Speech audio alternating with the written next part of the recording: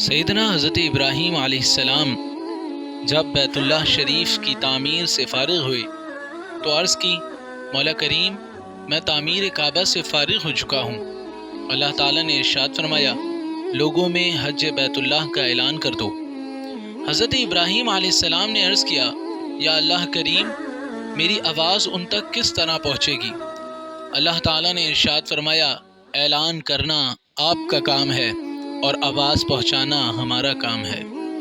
حضرت ابراہیم علیہ السلام نے اعلان فرما دیا تو زمین و آسمان کی ہر چیز نے سنا، ہر شخص چاہے وہ پیدا ہو چکا تھا یا ابھی عالم ارواح میں تھا، اس نے اس آواز کو سن لیا۔ ہر شخص نے جس نے بھی حضرت ابراہیم علیہ السلام کے اعلان پر ایک بار لبیک کہا، وہ ایک بار حج کرے گا۔ جس نے 2 بار لبیک کہا وہ 2 حج کرے گا، اور جس نے اس سے زیادہ جتنی بار کہا وہ اتنے ہی حج کرے گا۔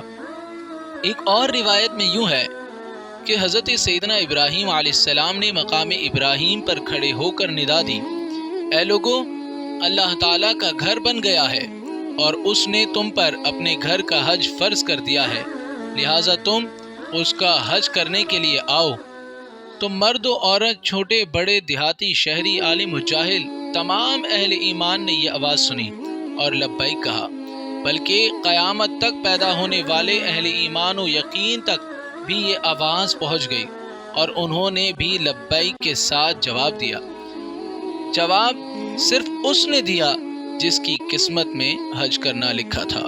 تو اللہ تبارک و تعالی ہمیں بھی حج بیت اللہ کی توفیق نصیب فرمائے۔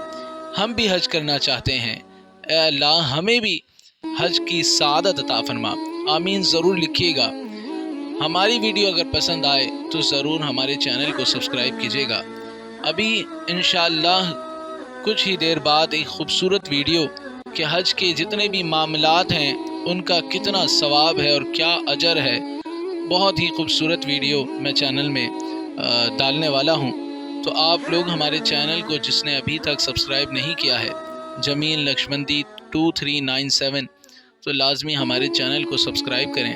ہمارے چینل میں کئی دعائیں، مصیبت، آفت و بلاؤں سے نجات کی دعائیں موجود ہیں، کئی اسلامی اور اصلاحی واقعات موجود ہیں، تو ضرور فائدہ اٹھائیے گا۔ السلام علیکم ورحمۃ اللہ۔